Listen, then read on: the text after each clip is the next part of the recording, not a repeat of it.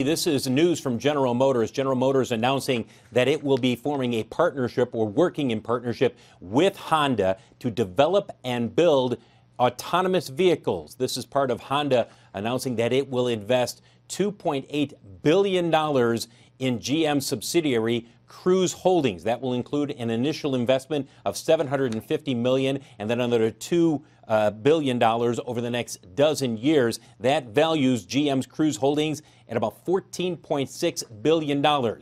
So what's the vehicle that's going to be built between General Motors and Honda? It'll be manufactured at a General Motors facility. The two companies will work together to develop and build this vehicle for worldwide deployment, I should say, and it's a shared use vehicle. Now, we've got an image that General Motors has just sent us. I don't know if we can pull that up yet. There is no release date set for when this vehicle will be out on the roads, but this is clearly important for General Motors, not only in terms of its plans with autonomous vehicles and Cruise Holdings, but collaborating with Honda. Honda said, look, we want to find who can develop the best autonomous vehicle. Honda approached General Motors on this deal. We will be talking with Dan Ammann, president of General Motors, on a First on CNBC interview coming up at 9 a.m. this morning on Squawk on the Street. You don't want to miss this. Guys, this investment from Honda, taking a 5.7% stake in Cruise Holdings, comes just a couple of months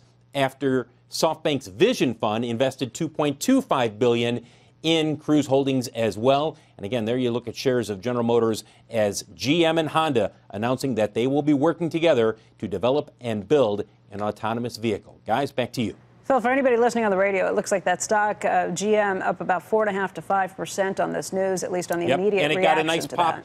And Becky, it got a nice pop after the SoftBank investment back in June. So it's not surprising, especially when you look at people are focused on what the valuation is of Cruise Holdings in case General Motors ultimately spins off this subsidiary. And $14.6 billion is where General Motors is targeting that right now. So people are backing some of that into shares of General Motors in terms of their pricing right now, and that's why you see a bit of the spike here with the stock moving up over $35 now. Yesterday we had Ron Barron on talking about his investment in Tesla, why he has so much faith in it. Now, he also said that he'd met very recently with GM and he thinks very highly of Dan Ammann.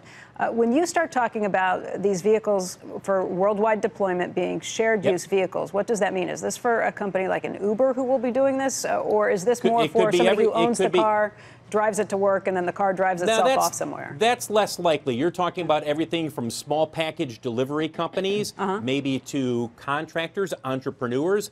Let's say there is a company that is a food delivery service firm, and they are delivering meals in Bangkok or in Los Angeles or wherever.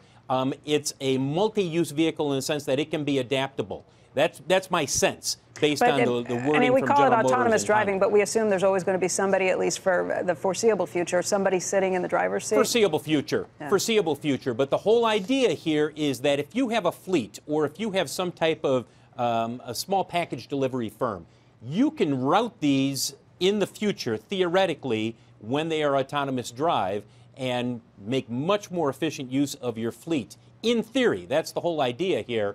And we should point out, Becky, that Cruise Holdings, when you talk with people in the automotive industry or in the tech industry in terms of self-driving vehicles, they pretty much say it's Waymo, it's Cruise, and then it's everybody else. So it's not insignificant that Honda sought out General Motors for this investment.